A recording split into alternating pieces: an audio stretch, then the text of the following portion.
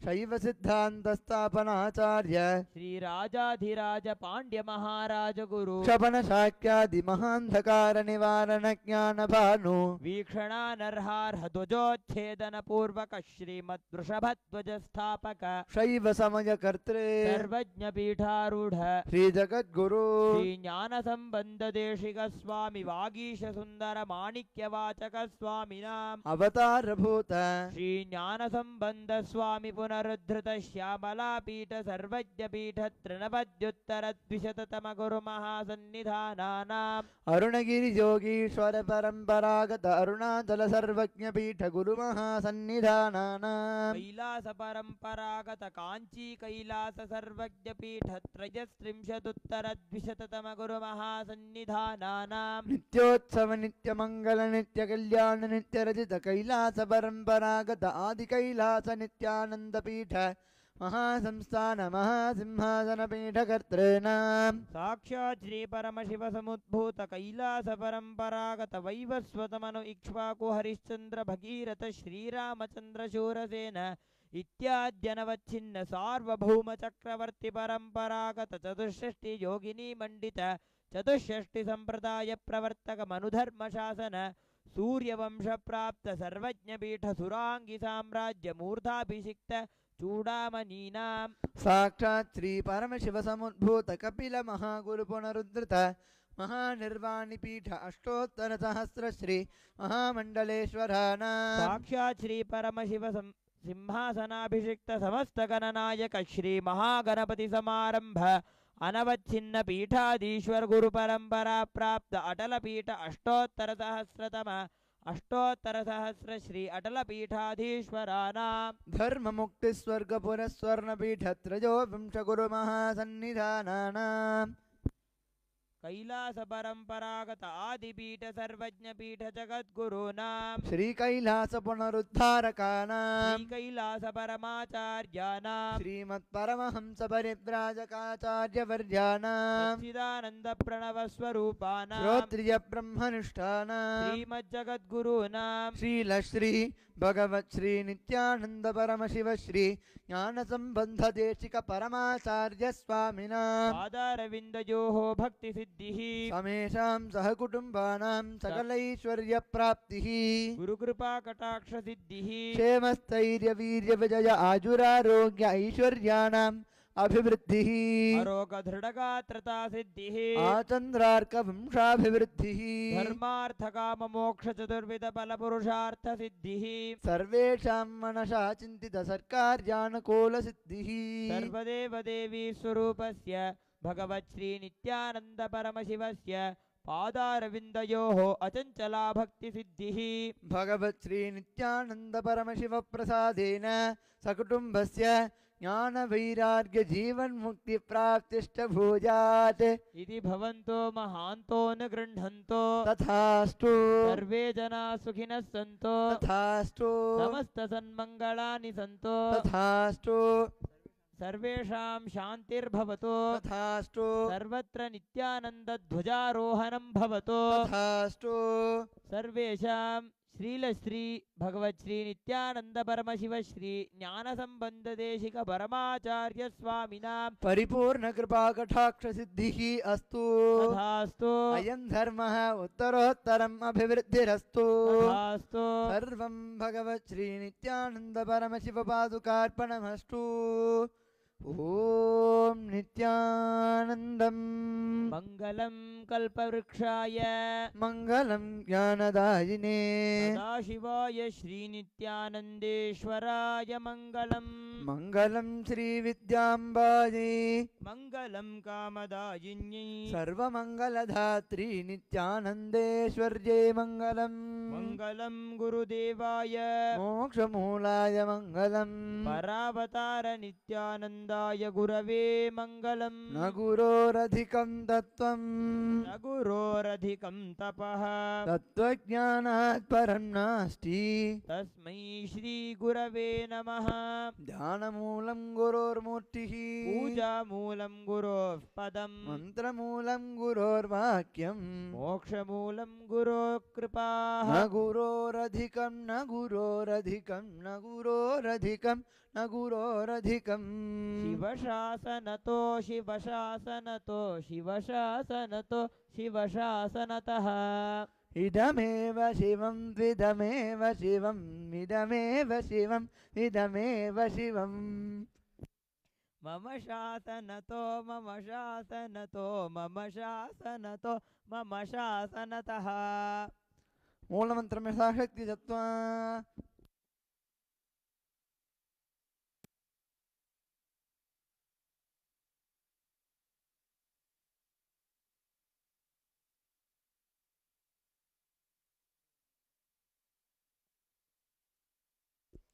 ॐ यत्किञ्चित् कर्म देवेश सदा सुकृतदुष्कृतं तन्मे शिवपदस्तस्य भुङ्क्षुभय शङ्कर शिवो धाता शिवो भोक्ता शिवः सर्वमिदं जगते शिवो यजति सर्वत्र यः शिवः सोऽहमेव तु ॐ हां ॐ शिवाय नमः ॐ पूर्णमदः पूर्णमिदं पूर्णात् पूर्णमुदच्यते पूर्णस्य पूर्णमादाय पूर्णमेवावशिष्यते ॐ शान्ति शान्ति शान्तिः हरिः ॐ तत्सत् सर्वं भगवत् श्रीनित्यानन्द परमशिवपादुकार्पणमस्तु ॐ नित्यानन्दम्